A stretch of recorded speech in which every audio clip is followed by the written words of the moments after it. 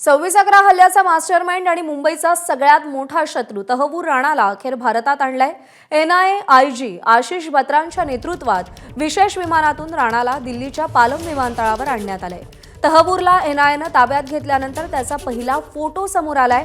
राणाच्या प्रत्यार्पणाबाबत एनआयएनं प्रसिद्धीपत्रक जारी करत अधिकृत माहिती दिलेली आहे। तहव्वूर राणाला यूएपीए कायद्याअंतर्गत अटक करण्यात आली आहे। त्याला पटियाला हाऊस कोर्टानं एनआयए कोठडी सुनावली आहे। डेव्हिड हेडली, लष्कर-ए-तैयबा आणि हुजी या दहशतवादी संघटनांनी एकत्रितपणे मुंबईमध्ये 26 नोव्हेंबर 2008 रोजी दहशतवादी हल्ला केला होता।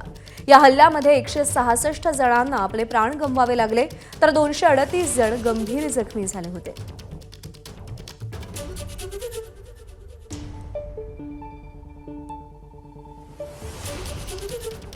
तहव्वूर राणाला 18 दिवसांची कोठडी सुनावण्यात आली आहे। यूएपीए कायद्याअंतर्गत त्याला अटक करण्यात आली आहे। काल त्याला भारतात आणलं गेलं।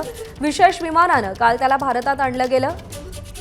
आयजी आशिष बत्रा यांच्या नेतृत्वात एक टीम अमेरिकेत गेली होती आणि विशेष विमानानं तहव्वूर राणाला भारतात घेऊन आली।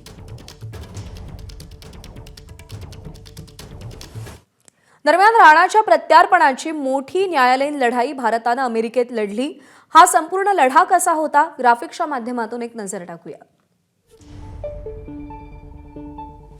11 नोव्हेंबर 2009 ला एनआयए कडून दिल्लीमध्ये हेडली, राणा आणि इतरांवर खटला दाखल करण्यात आला। 6 मे 2010 ला मुंबईच्या विशेष न्यायालयाकडून पाकिस्तानी दहशतवादी अजमल कसाबला मृत्यूदंड ठोठावण्यात आला। 9 जानेवारी 2011 ला अमेरिकेतल्या जिल्हा न्यायालयात राणा दोषी सिद्ध झाला आणि त्याला 14 वर्षांच्या तुरुंगवासाची शिक्षा देण्यात आली। 10 जून 2010 ला भारताकडून राणाच्या प्रत्यार्पणासाठी अमेरिकेला अधिकृत विनंती केली गेली। 10 जून 2020 ला राणाची शिक्षेतून मुक्तता झाली। प्रत्यार्पणाची भारताची विनंती ही प्रलंबित असल्यानं राणाला पुन्हा अटक झाली। 21 जानेवारी 2025 ला अमेरिकन सुप्रीम कोर्टानं राणाच्या अपील याचिकेवर सुनावणीस नकार दिला। 13 फेब्रुवारी 2025 ला पंतप्रधान मोदींशी बोलताना अध्यक्ष ट्रम्प यांनी राणाच्या प्रत्यार्पणाचे संकेत दिले। 27 फेब्रुवारी 2025 ला अमेरिकन सुप्रीम कोर्टात याचिका दाखल झाली। तातडीच्या स्थगितीचा अर्ज कोर्टानं फेटाळला। 7 एप्रिल 2025 ला अमेरिकन सुप्रीम कोर्टानं राणाची पुनर्विचार याचिकाही फेटाळली।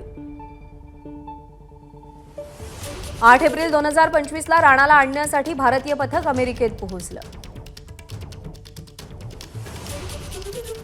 9 एप्रिल 2025 ला राणाला घेऊन भारतीय पथक दिल्लीकडे रवाना झालं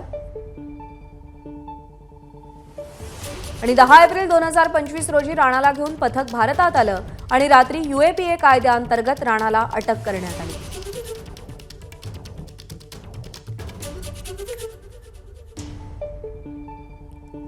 आणि या सगळ्या संदर्भात अधिक अपडेट जाणून घेऊयात। सोमेश कोलगे आपले प्रतिनिधी सध्या आपल्या सोबत आहेत।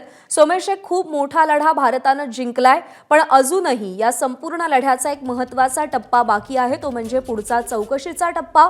आता पुढची कार्यवाही नेमकी कशी होणार आहे?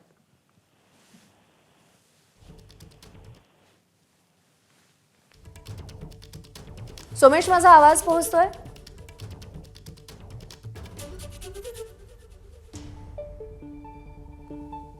सोमेश, जर माझा आवाज पोहोचत असेल तर आता या पुढचा टप्पा देखील तेवढाच महत्त्वाचा आहे।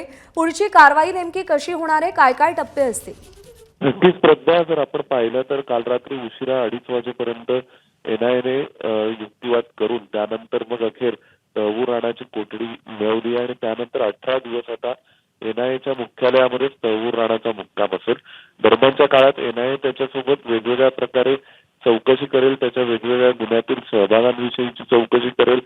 शक्यता आहे की तहव्वूर राणाला घेऊन काही कुठे प्रवास सुद्धा एनआयए करू शकते, परंतु सध्या जी माहिती मिळते त्यानुसार एनआयए तहव्वूर राणाची 26/11च्या प्रकरणात आणि विशेषतः त्या व्यतिरिक्त अजून कोणकोणत्या गुन्ह्यांमध्ये सहभाग त्याचा होता या संदर्भात चौकशी करणार आहे। या चौकशीनंतर मग 18 दिवसांनी 28 तारखेला पुन्हा एकदा त्याला कोर्टासमोर हजर केलं जाईल आणि त्यानंतर परत एकदा एनआयए तहव्वूर राणाची कस्टडी घेईल। सोमेश, धन्यवाद दिलेल्या माहितीसाठी। एबीपी माझा, उघडा डोळे बघा नीट।